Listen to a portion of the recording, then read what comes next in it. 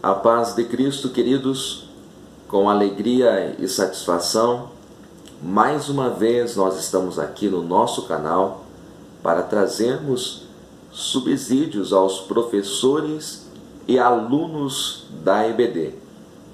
Se você está chegando agora neste canal, seja muito bem-vindo. Não deixe de dar aí o seu joinha e inscreva-se neste canal. Ajude-nos em oração e também compartilhando os nossos vídeos. Eu lembro a vocês que nós temos aula para jovens e juvenis com o professor Juninho do Espírito Santo. Eu deixo o link na descrição do vídeo. Também na descrição deste vídeo eu deixo aí o blog Auxílio ao Aluno EBD, para que você tenha muitos subsídios para montar a sua aula para o próximo domingo. Neste quarto trimestre de 2017, nós estamos estudando a obra da salvação. Jesus Cristo é o caminho, a verdade e a vida. Hoje nós já estamos na aula de número 8, Salvação e Livre-Arbítrio. O nosso textuário está no Salmo 25, versículo 12, que diz: Qual é o homem que teme ao Senhor? Ele o ensinará no caminho que deve escolher. Verdade prática. O projeto primário de Deus foi salvar a humanidade. Todavia, de acordo com a sua soberania, concedeu o livre-arbítrio ao homem. A nossa leitura bíblica em classe está no Evangelho de João, capítulo 3, versículos 14 ao 21. O assunto mais discutido na soteriologia, que é aquilo que nós estamos estudando neste quarto trimestre, quando nós falamos da doutrina da salvação, nós estamos falando da soteriologia. E dentro dela, o assunto mais discutido é esta questão entre arminianismo e calvinismo. Talvez você esteja chegando agora aos ensinos da palavra de Deus e você ainda não saiba o que é calvinismo, o que é arminianismo. Eu particularmente tenho dificuldade de entrar nessa questão porque é uma questão recente em termos bíblicos. Veja bem que tudo isso começa com a Reforma Protestante nos idos de 1500. Você não vai ver nem Paulo, os demais apóstolos, o próprio Senhor Jesus falando a respeito desta discussão. Tudo isto iniciou-se a partir da Reforma Protestante. Dois homens, o primeiro deles, João Calvino, que nasceu em 1509, morreu em 1564, era um teólogo francês que foi um dos organizadores da Reforma.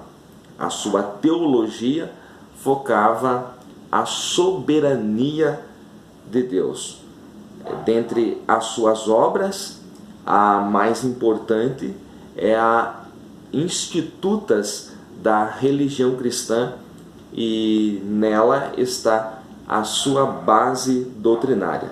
Então, Calvino começou logo após a Reforma Protestante. Ele era ainda bem novo, porque foi em 1517 que Martinho Lutero fixou as 95 teses na porta da igreja de Wittenberg. Ali é o marco da Reforma. Calvino tinha apenas 8 anos e bem jovem ele já começou os seus escritos e a organizar a Reforma. Enquanto Martinho Lutero focava a justificação pela fé, Calvino focava a soberania de Deus, e foi ele que elaborou, as teses que melhor dizendo, que nós vamos ver a seguir aí alguns detalhes. Não dá para entrar profundamente aí em poucos minutos. Por outro lado, bem depois de Calvino, surge este outro teólogo holandês, que é Jacob Arminio. Arminio nasceu na Holanda em 1560, apenas 4 anos, portanto, antes da morte de Calvino. No segundo tópico da nossa lição, você tem ali, no primeiro subtópico, um breve histórico a respeito de Jacob Arminio. Nasceu na Holanda, como nós já falamos, foi um pastor de uma igreja em Amsterdã, recebeu o título de doutor em teologia pela Universidade de Leiden. E Jacob Arminio foi ele que se debruçou em contestar os escritos de Calvino. Então ele entrou neste embate contra o calvinismo. Então, a partir de agora, nós vamos ver aí os principais pontos da doutrina tanto calvinista quanto da arminiana. Lembrando que Arminio também acreditava e pregava e afirmava a soberania de Deus. Então, aí no primeiro tópico, ou no primeiro subtópico do segundo tópico, onde diz que sua principal característica é a defesa do livre-arbítrio humano, e o livre-arbítrio faz parte do título da nossa lição, não é bem a realidade. Arminio focava a soberania de Deus, e dentre elas, dentro da soberania de Deus, o livre-arbítrio. Então Deus é soberano, sendo soberano ele pode todas as coisas, inclusive outorgar ao homem, à humanidade, o direito de decidir sobre sua vida entre o bem e o mal. Isto é soberania de Deus também. Os 5 pontos de cada linha de interpretação. Então, tanto o calvinismo quanto o arminianismo, eles têm 5 pontos. E é necessário que, apesar que você não se aprofunde nesses 5 pontos, há muito material disponível aí na web, mas que você apenas, como professor da EBD, saiba quais são os 5 pontos. Então, no calvinismo, os 5 pontos são os seguintes. No calvinismo: depravação total é o primeiro, eleição incondicional, expiação limitada, graça irresistível e perseverança dos santos. Então, estes são os 5 pontos do calvinismo. Vamos agora aos 5 pontos do arminianismo: depravação total, eleição condicional, expiação ilimitada, graça irresistível e segurança em Cristo. Então você pode voltar o vídeo aí e ouvir e ver novamente os 5 pontos de cada linha. Se você prestou atenção, o primeiro dos itens é o mesmo, tanto no calvinismo quanto no arminianismo. Aí você diz, é igual esse primeiro item. É quase, porque a depravação total no calvinismo é total mesmo, a ponto do homem, do ser humano, melhor dizendo, não ter condição sequer de crer, né? Até o crer, até a fé é algo dado por Deus. Então Deus seleciona. Então a depravação total no calvinismo é um pouquinho diferente em uma parte apenas aí do arminianismo. Aí, seguindo a nossa lição, nós temos que responder a seguinte pergunta: o que é a eleição divina? E você tem aí no primeiro tópico, segundo subtópico, o seguinte: a eleição divina é o ato pelo qual Deus chama os pecadores à salvação em Cristo e os torna santos. Essa eleição é proclamada por meio da pregação do Evangelho. No terceiro tópico, você vai ter aí também mais uma parte desta resposta. A eleição é uma escolha soberana de Deus que tem como objeto de seu amor todos os seres humanos. Então, quando diz ali todos os seres humanos, é realmente todos os seres humanos. Parece desconexo essa afirmação, é que para o calvinismo nem sempre todos é todos, nem sempre mundo é mundo, o que causa uma confusão tremenda. Muito bem, no primeiro tópico, você deve afirmar aí que a eleição bíblica é segundo a presciência divina. Não é que você deve afirmar, é porque a Bíblia diz desta maneira. A eleição bíblica é segundo a presciência divina. Vamos lá. 1 Pedro, capítulo 1, versículo 2. Você vai ver aí Pedro saudando os seus destinatários, e ele diz aí, a parte final do versículo 2, capítulo 1, eleitos segundo a presciência de Deus Pai. E aí você me pergunta, mas o que é presciência? A nossa revista responde: presciência é a capacidade de Deus saber todas as coisas de antemão. Então, a eleição divina, ela é segundo a presciência, o fato de Deus conhecer todas as coisas de antemão. Veja bem, que eu já expliquei em aulas anteriores, a questão de tempo e eternidade. Deus habita a eternidade. O que é a eternidade? A ausência total e completa do tempo. Pelo fato de Deus não habitar o tempo, e sim a eternidade, passado, presente e futuro para nós, para Ele é a mesma coisa. Mesma coisa. Então o fato de Deus estar na eternidade faz com que Ele conheça todas as coisas que hão de acontecer, que estão acontecendo e que já aconteceram. Então, a eleição é segundo a presciência divina, que é o ato de Deus prever ou conhecer de antemão. Efésios, capítulo 1, carta de Paulo aos Efésios, capítulo 1, versículo 4, diz assim: como também nos elegeu nele antes da fundação do mundo. Então, antes que a humanidade existisse, ou antes que o próprio mundo existisse, Deus já havia elegido em Cristo aqueles que seriam dele segundo a sua presciência, pelo fato dele conhecer de antemão. Um fato importante para você notar no primeiro tópico é que existe na Bíblia a eleição de Israel. Esta eleição de Israel é coletiva, então ela não pode ser usada para fundamentar a eleição individual. Isto causa uma confusão quando você toma uma nação como Israel, eleição coletiva, e coloca para a salvação individual, né? Coloca indivíduos. Isso causa uma confusão na sua teologia, mas é exatamente isto que o calvinismo faz.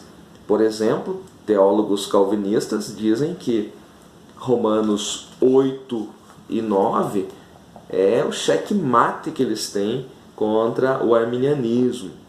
E isso não é verdade, porque eles tomam ali aquela questão de Esaú e Jacó, amei a Jacó, aborreci a Esaú. Eles pegam ali como indivíduos, quando na verdade Esaú ali é a nação de Edom, os edomitas, e Jacó representa a nação de Israel. É disto que Paulo está falando e não de indivíduos. Quando você coloca indivíduos ali, aí realmente há uma confusão teológica. Muito bem, a lição de hoje é a salvação e o livre-arbítrio. E uma pergunta que nós temos que responder aí é o que é livre-arbítrio?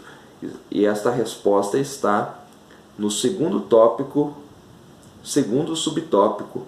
Livre-arbítrio é a possibilidade que os seres humanos têm de fazer escolhas e tomar decisões que afetam seu destino eterno, especificamente se tratando da salvação. Isso quer dizer que cabe a cada um deixar-se convencer pelo Espírito Santo para ser salvo por Jesus ou não, embora Deus dê a todos a oportunidade de salvação. A salvação é para todos, é necessário que o homem creia, que o homem tenha fé em Deus e no sacrifício de Cristo como totalmente suficiente para a salvação. O calvinismo vai discordar disso que eu estou falando. Vai tomar Efésios 2:1. O que diz Efésios 2:1? E vos vivificou e vos deu vida, estando vós mortos em ofensas e pecados. Então o argumento deles é o seguinte: quem está morto não pode decidir nada. Veja que não é morte física, e sim morte espiritual. Se esta interpretação do calvinismo de Efésios 2:1 for correta, é desnecessário pregar, é desnecessário aquilo que Jesus falou: pregue o evangelho em todo mundo, quem crer e for batizado será salvo. É totalmente desnecessário, porque quem está morto, não pode responder. Então só os eleitos podem responder. Fica um evangelho desconexo, um evangelho sem sentido. Então esta interpretação de Efésios 2:1, ela não é coerente. Aquele que está, a palavra morto aqui que Paulo está usando é para a situação que o homem vive sem o sacrifício de Cristo, enquanto está na carne. A partir do momento que ele declara, se arrepende dos seus pecados e declara a sua insuficiência de poder sair daquele estado, e declara que só Cristo pode tirá-lo daí, com certeza a partir desse momento ele é regenerado, ele passa pelo novo nascimento e ele é eleito. Muito bem, então é uma aula bem complicada, mas nós precisamos abordar aí esses conceitos. Deus deu o livre-arbítrio a Adão. Então veja bem, o calvinismo vai dizer que quando Adão pecou, o homem perde totalmente o livre-arbítrio, não consegue decidir mais nada. Mas é interessante que depois mesmo, no estado de pecado, Deus deu o livre-arbítrio a Israel. Como nação, Deus vai dar as opções para Israel fazer ou não fazer a vontade dele, obedecer ou desobedecer. Se obedecer tem uma consequência, se desobedecer tem outra consequência. Então Deus dá o livre-arbítrio a Israel na eleição coletiva. E ele também dá o livre-arbítrio à humanidade. Marcos 16:16, Jesus diz, quem crer e for batizado será salvo, mas quem não crer será condenado. São as palavras do próprio Senhor Jesus. Então a Bíblia vai mostrar claramente que o homem pode sim escolher. E o nosso comentarista, pastor Clayton, deixou isto bem claro no terceiro subtópico, quando ele cita as referências bíblicas. João 3:16, João 6:37, Romanos 10:13. Veja bem, todo aquele que nele crê não pereça, mas tenha a vida eterna. É a parte final do versículo 16 de João 3. Deus amou o mundo de tal maneira. É interessante que o calvinismo diz que mundo ali não é mundo, mas é mundo dos eleitos, quando não há nenhuma base exegética para tal interpretação. Eu abordei isto na lição de número 6, eu creio que seja o vídeo 6, quando eu falo um pouquinho da expiação limitada que o calvinismo prega. Então todo aquele que nele crê não pereça, mas tenha a vida eterna. Então, para ser salvo é necessário crer. O que vem a mim, João 6,37, o que vem a mim, de maneira nenhuma o lançarei fora. Então veja bem que o convite é aberto a todos. Todo aquele que invocar o nome do Senhor será salvo. Romanos 10:13. Então é necessário, para ser salvo, crer com o coração e confessar com a boca desta maneira que o apóstolo Paulo ensina. Imagine se Paulo fosse calvinista, ele diria, né, precisa primeiro ver se você é eleito, é predestinado ou não. A salvação é algo muito complicado mesmo de entender aí a doutrina calvinista. O ponto básico da nossa doutrina, da doutrina assembleiana, que você precisa aprender nesta aula aí é o seguinte ponto: Cristo morreu indistintamente por toda a humanidade, mas somente serão salvos os que crerem. Cristo morreu indistintamente por toda a humanidade, mas somente serão salvos os que crerem, né? No calvinismo é o contrário, os que creem são aqueles que já foram eleitos, né? Então é um grupo limitado. No Novo Testamento, eleição e predestinação aparecem quase sempre no plural. Então veja que Paulo diz nos elegeu, nos predestinou, falando quase em todas as vezes no plural. Então ele fala normalmente de eleição e predestinação no sentido coletivo, como igreja. Então Deus elegeu a igreja, Deus predestinou a igreja. A igreja não é denominação, a igreja é o corpo de Cristo. Então, para ser salvo, para ser um eleito, estar predestinado à salvação, precisa estar em Cristo, no corpo dele. Veja bem, um exemplo disso está na Bíblia de Estudo Pentecostal, editada pela CPAD. Tem ali o seguinte exemplo: imagine que a eleição é da seguinte forma: há um navio que ele sai de um cais e vai chegar a outro. O navio é a igreja, que é eleita. Quem está no navio, cujo capitão é o Senhor Jesus Cristo, é eleito, né? A predestinação é que ele tem um destino a chegar, e ele vai chegar naquele destino. Todos que estão naquele navio ali são eleitos e predestinados a chegarem ao destino. Agora imagine só, se no meio da viagem, alto mar, alguém decide, ou várias pessoas decidem, jogar-se no mar. Vão ser mortos por tubarões e tal.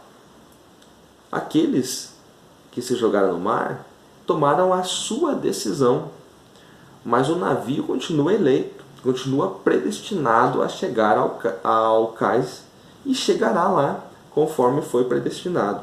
Então é desta maneira que a Bíblia de Estudo Pentecostal, estou aqui parafraseando, não estou lendo, né? É mais ou menos desta maneira que a Bíblia de Estudo Pentecostal traz um exemplo aí para a gente entender a questão da eleição e predestinação. O corpo de Cristo, que é a igreja, é eleito, é predestinado. Para ser salvo é necessário estar em Cristo. É por isso que o quinto ponto da doutrina arminiana aqui é a segurança em Cristo. Já o quinto ponto do calvinismo é a perseverança dos santos, que aquele que foi salvo uma vez está sempre salvo, nunca vai abandonar a fé. É algo bem controverso. Para encerrar esta pré-aula, eu trago aqui 2 Pedro 3:9, e este versículo está citado na nossa introdução.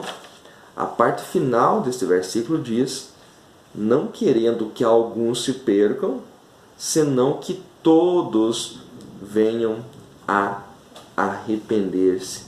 É a palavra do apóstolo Pedro na sua segunda carta. E é o desejo de Deus que todos venham a arrepender-se dos seus pecados e ninguém se perca.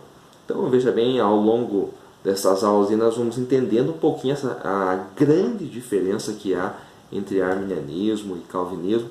Eu falei um pouquinho de expiação limitada na pré-aula de número 6, então corre lá, acha o vídeo e veja o final da aula que eu falei um pouquinho da expiação limitada, que é um dos pontos que o calvinismo crê. Nós cremos na expiação ilimitada, que Cristo fez um único sacrifício por toda a humanidade.